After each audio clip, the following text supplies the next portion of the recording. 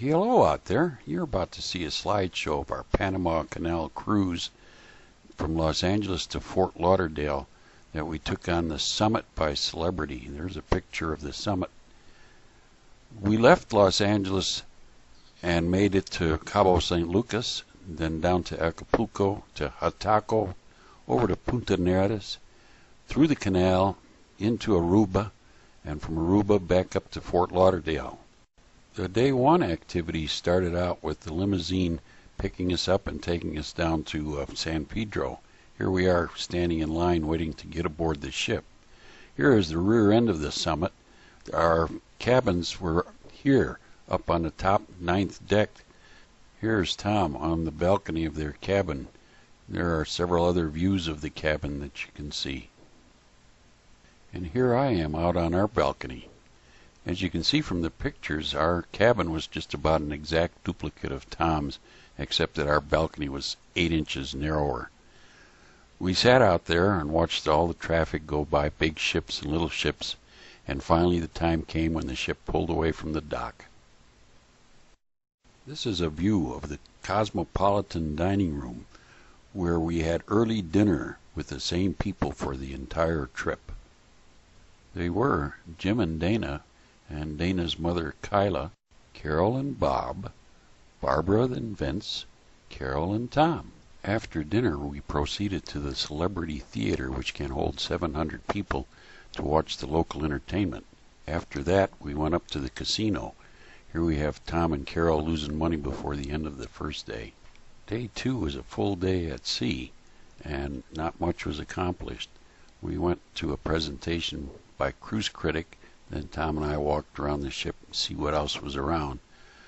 Here we have Barbara relaxing and sewing for that day. On the morning of day three, we arrived at Cabo San Lucas and anchored in the harbor. Here are several pictures of us pulling into the bay with the other cruise ships. This picture of Barbara has her brother's timeshare in the background. To get to shore from the ship, you take a tender. While taking the ship's tender in, we passed this U.S. Coast Guard cutter that was parked in the bay. The tender drops you off at the small boat harbor at Cabo, where you're greeted by all kinds of salesmen trying to sell you this, that, and the other thing. Tom and Carol went their way after we landed, and in fact they stopped and had some lunch somewhere. We, on the other hand, did some fast shopping and took the shuttle back to the cruise ship. On the cruise ship we settled and watched some of the activities on the pool deck. The group leaving after a fantastic dinner that night. Day 4 was a relaxing day spent at sea. Day 5 we arrived in Acapulco. Entering the port of Acapulco and then pulling up to the dock, notice the Fort San Diego above it. Here we are waiting to be picked up by private van driver who took us various places, first being an overlook of the harbor and Acapulco itself. He then took us over to what they call Gringo Gulch, where the houses built down in the thing, owned by all kinds of rich people, go for at least $4 million on up. We then continued over the hill to the new Acapulco and the Radisson Hotel and Resort. These pictures were taken on the fabulous property.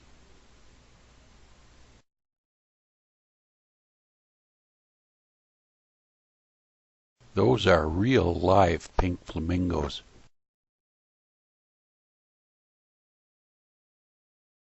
After leaving the hotel, we then proceeded to the Capilla de la Paz, located on a 1,200-foot hill which overlooks the city. Tom and Carol at the base of the cross, plus some other pictures of the area.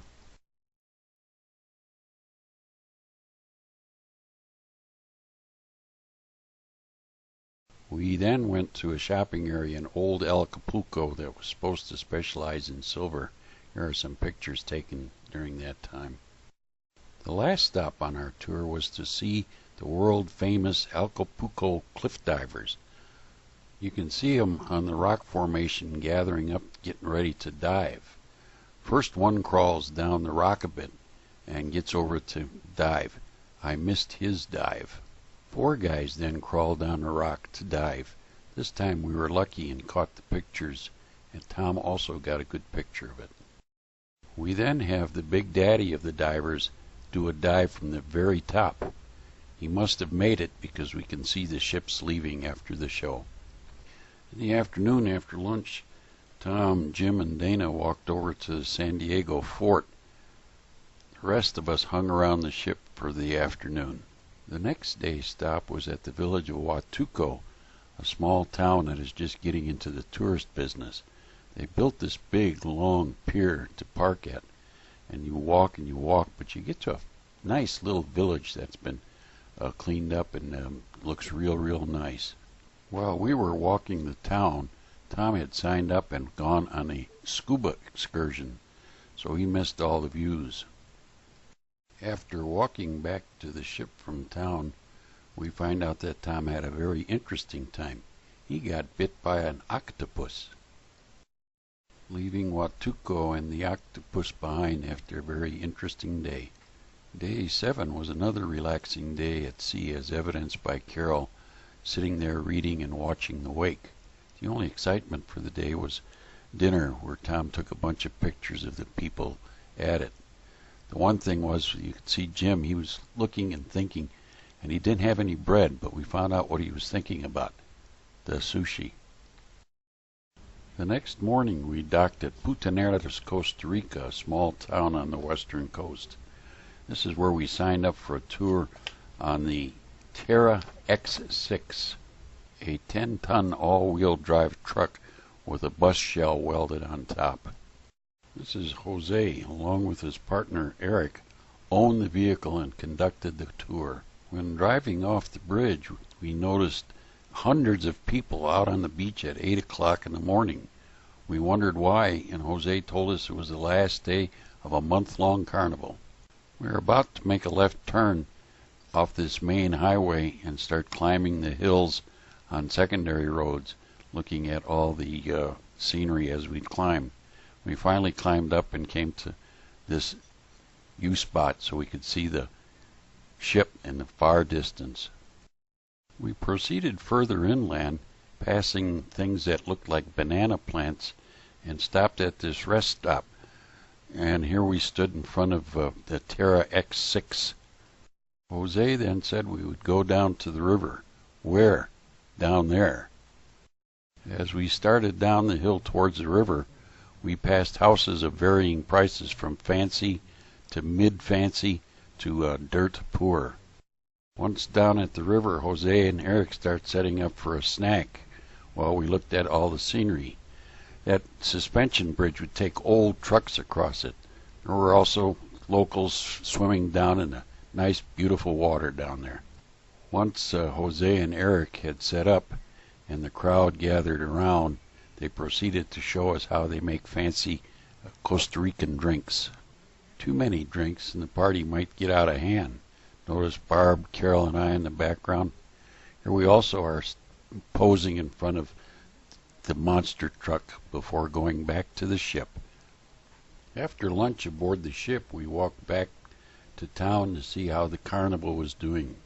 While walking around, we saw all kinds of good things. Here's a picture of Carol with the ship in the background. So that was the end of a nice day. The next day at sea was so relaxing that no pictures were taken. Today's the day we do the canal. Granted, it's 6 a.m. in the morning, real early. The ships are all outside waiting to come aboard and have been scheduled for months in advance. Here's Barbara even up at 6:30 in the morning to see us go through the canal. This map will be used to track our progress through the canal for the day. The yellow port is Panama City, which is there on the right. We did not stop there. After passing under the Bridge of Americas, you approach the Miraflores Locks, which is the first of 3 to get to the lake. It is either tradition or union rules, but they still use rowboats to come out and grab the ship's line, lining up to go through the first of 2 locks behind that cargo ship. The cargo ship has proceeded to the second lock and is ready to be raised up, as you see there. Let's do that again in quick time, and you can see what I'm talking about. Down, up. Opening the door so we can be pulled in by this mule. You can see the cargo ship through the second lock and leaving.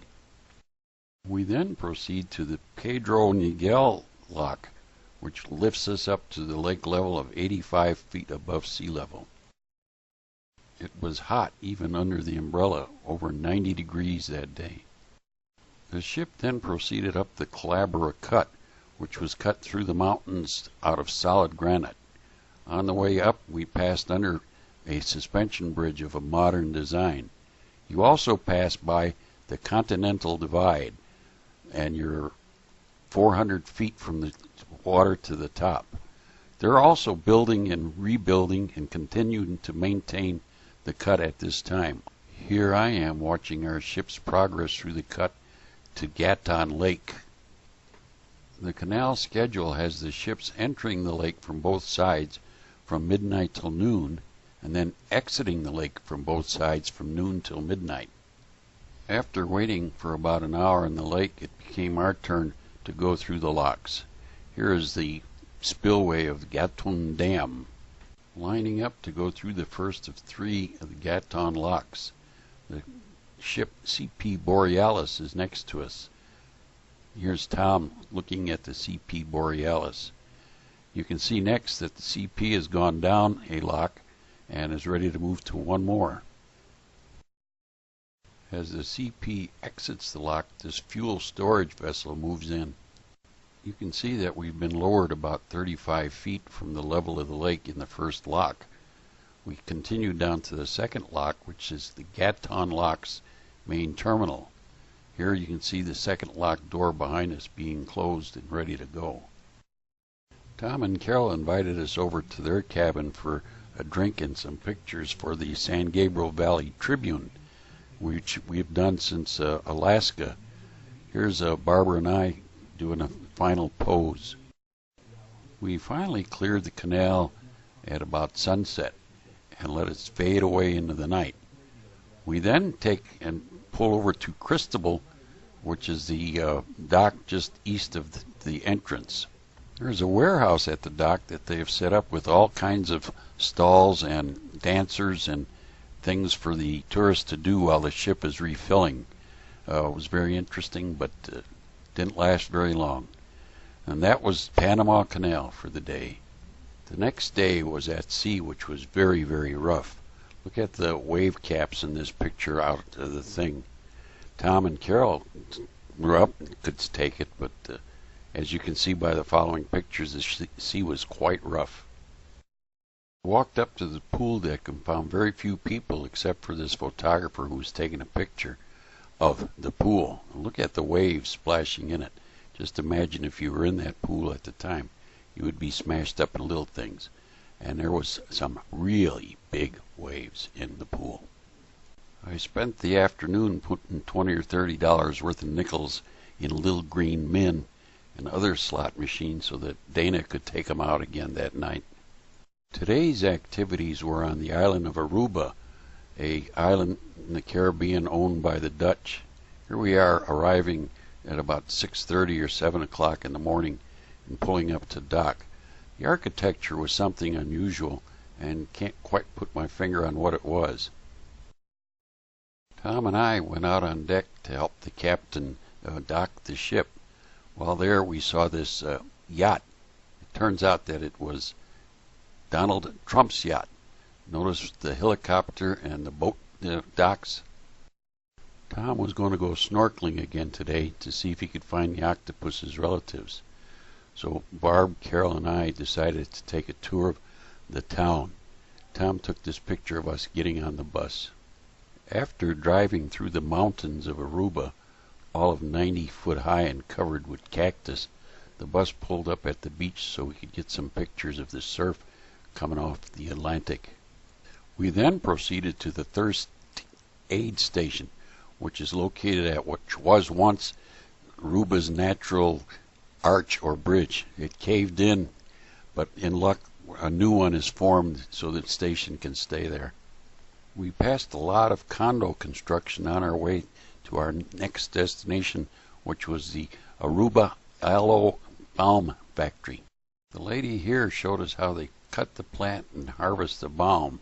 She then gave us a quick tour of the inside of the factory. On our way to our next destination, we passed this real Dutch windmill. This was our next destination, the butterfly farm, even though Aruba has no native butterflies. The guide really knew her butterflies, even had a butterfly tattoo, but at least the butterflies were around, one or two that is. After the butterfly farm, the bus driver took us downtown Ormsted and dropped us off, and we walked around and saw some of the unique architecture, which is really nice. The town was very clean and very nice. While we were doing exciting things like the butterfly farm, Tom was going snorkeling with people like this. No, not really like this. They were like this. Here they are pulling away from the dock. This must be some kind of boat that they use while they're going. Also, here's one of his friends, the lady making drinks for the day. Here is one of the oceanside cafes where Tom's tour stopped in to eat. On the way back, Tom noticed that there were two ships in place of one. We had noticed that also when coming back from our tour. The Constellation had pulled up behind us.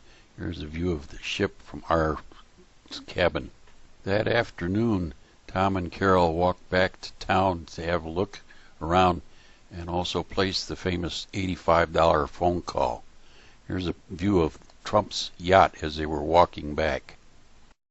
One last picture of Carol with the ship before we pull away from the Constellation and leave Aruba. Here are some pictures that Tom took that evening of our table mates while they discussed all the good things they had done in Aruba. I asked Tom to take this picture of me sitting on a throne of knowledge, a piece of artwork that was on the ship. The last formal dinner aboard ship was held today. Tom and Carol look real nice all dressed up. So does Carol and Barbara look nice all dressed up. Here we have Tom with the girls, and then we have me with the ladies. The major part of the formal dinner is the presentation to the audience of all the chefs, cooks, maitre d's, and waiters that have helped them. For the finale of the presentation, the waiters then march around the room carrying baked Alaska, flaming baked Alaska, up to your table. Oscar made it to our table with the flaming baked Alaska, even on his fingers. Here we have Oscar and August celebrating. The highlight for day 14, our second full day at sea, was a presentation in the Celebrity Theater by the staff on what to expect in disembarkation. They also presented the cast and crew for one last hurrah, and the crowd got up and gave them a standing ovation.